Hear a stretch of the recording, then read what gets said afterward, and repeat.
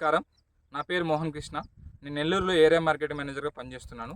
ఈరోజు మనం వరి పంటలో పీహెచ్50 వాడినటువంటి రైతు పొలం దగ్గర ఉన్నాము. సో, దాని యొక్క పనితీరు గురించి మన రైతు మాటలను తెలుసుకునే ప్రయత్నం చేద్దాం. నమస్కారం అన్న. నమస్కారం సార్. మీ పేరన్న? చంద్రయ్య సార్. మీది ఏ ఊరండి? మన్నార్పల్లెరు సార్. సో, మీరు వరి పంటలో పీహెచ్50 వాడుతున్నారు కదా! సార్. దాని యొక్క పనితీరు గురించి మన రైతులకి మీ యొక్క అనుభవాల గురించి చెప్పండి. Okay sir. Sir first Ghoomar కంపెనీకి మేనేజర్‌గా దాంట్లో చేరాను సార్. దాంట్లో నెంబర్ చీఫ్‌గా చేరాను. ఆ తర్వాత ఎర్ర పొటాషియం వేసుకుంటున్నాము. ఆ తర్వాత సార్ మేనేజర్ సార్ అనుకుని ఇదే కాదు, ఇది వేసుకోండి బాగా పనిచేస్తుంది, 2 ఎకరాలకు ఒక కట్ట వేసుకుంటే బాగా పనిచేస్తుంది అన్నారు సార్. అప్పటి నుంచి 4 ఏళ్ల నుంచి తెచ్చి వేస్తానన్నాం సార్ దాన్ని.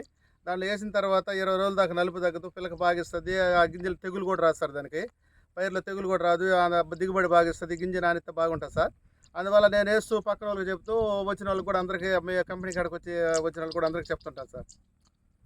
చూసారు కదా రైతులారా, పీహెచ్ యొక్క పనితీరుని రైతు మాటల్లో విన్నాం కదా.